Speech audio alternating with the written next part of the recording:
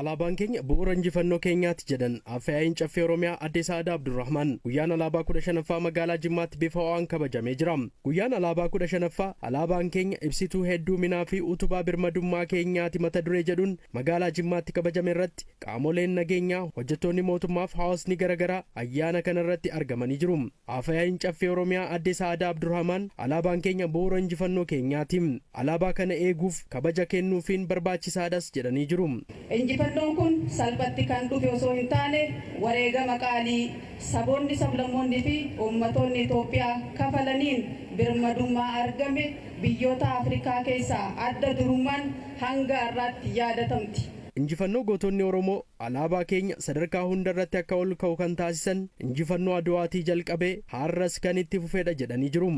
Uummanni Oromoos uummattoota saboota sablammoota uummattootaa fi uummattoota Itoophiyaa waliin ta'uudhaan wareegama qaalii kafaluun Itoophiyaa tiksaa kanneen har'aan gahan keessaa isaan tokkodha. Kantiibaa magaalaa Jimmaa Obbo Najiib Abbaaraayyaa guyyaa alaabaa yommuu kabajnu humna TPLF yeroo waraana nutti bante isaan injifachuun xumuraa misooma biyya keenyaas qaban itti fufsiisuuf hundumti keenya iyyuu gahee keenya ba'achuu qabnas jedhanii jiru.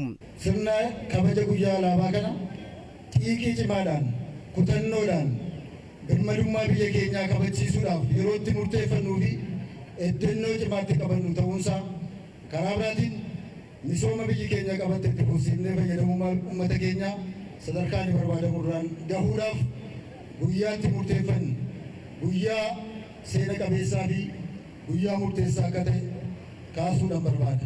Afyaa'in magaalaa Jimmaa Adde Mastaawot Ilmaa alaabaan keenya mallattoo eenyummaa fi mallattoo heddumina keenyaa waan ta'eef hunduu kabaja alaabaaf qabu mul'isuu qabas jedhanii jiru.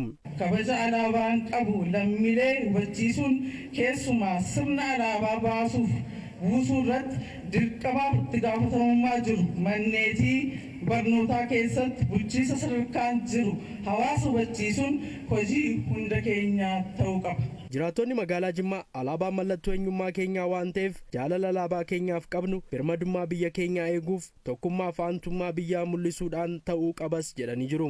Akka inni mul'isuu qabu tokkummaa keenya ibsuudhaan hojiidhaanis nageenyaanis karaa kamiinuyyuu tokkummaadhaan tokko ta'ee jiraachuudhaan beersaba hundumaa wajjin jiraachuudhaan tokkummaadhaan jiraachuudhaaf hin ibsuu barbaachisaa ture. Duudhaanis dhagaa kanan tures qaamaanis kanan argaa ture jedhesi inni du'u illee reeffa keenya irrallee alaabaa kana tokko amma mallattoo eenyummaa keenyaati. Dargaggoonni magaalaa Jimmaa guyyaa alaabaa sababeeffachuudhaan raayyaa ittisa biyyaatiif dhiiga isaaniis arjoomanii jiru.